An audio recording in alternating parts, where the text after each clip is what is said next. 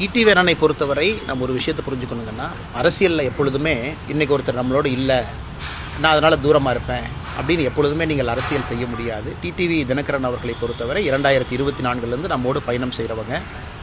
கடந்த ஒரு மாத காலமாக தொடர்ந்து சுற்றுப்பயணத்திலேயே இருந்தாங்க. ஏன்னா அவருடைய பத்திரிகை சந்திப்பு எல்லாமே பார்த்திங்கன்னா வெளியே தான் இருந்தாங்க. நான் என்டிஏ கூட்டணியிலிருந்து வெளியே வருகின்றேன் என்று சொன்னதும் கூட சென்னைக்கு வெளியே. ஸோ ஒரு மாத காலம் சுற்றுப்பயணம் முடிச்சுட்டு சென்னைக்கு வந்த பிறகு தொலைபேசியில் பேசினாங்க, சென்னைக்கு வந்துட்டேன் அப்படின்னு. அதனால் சென்னைக்கு வந்த பிறகு சந்திக்கலாம் என்று முதல்ல பேசியிருந்தோம். அந்த அடிப்படையில் நான் தொலைபேசியிலேயே பேசிகிட்டு இருக்கோம், நேரில் பார்க்கணும் அப்படின்னு. ஆனால் அண்ணன் டிடிவி தினகரன் அவர்களை நான் சந்தித்தது உண்மைதான். அது ஏற்கனவே உங்களுக்கு நான் சொல்லியிருந்தேன்.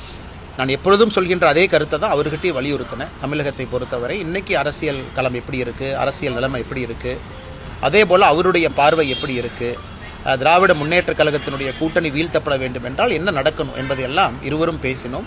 இது ஒரு வெளிப்படையான சந்திப்பு தான். எப்பொழுதும் டிடிவி தினகரன் அவர்களும் நானும் அல்லது பாரதிய ஜனதா கட்சியும் தொடர்ந்து அந்த நட்புணர்வு அப்படியே தான் மெயின்டைன் பண்ணுறோம். அதனால் எனக்கு நம்பிக்கை இருக்குது. இந்த நவம்பரில் முடிவெடுக்கிறேன்னு சொல்லியிருக்கிறாங்க. நிச்சயமாக திமுகவை வீழ்த்த வேண்டும் என்றால் தேசிய ஜனநாயக கூட்டணி மட்டும்தான் அதை செய்யும் அப்படிங்கிறது எனக்கு நம்பிக்கை இருக்குது. அது அண்ணன் டிடிவி தினகரன் அவங்ககிட்ட நான் வலியுறுத்தி இருக்கிறேன். மறுபடியும் நீங்கள் மறுபரிசீலனை செய்யுங்க, யோசிங்க அப்படின்னு. அதன் பேர் அவருடைய முடிவு.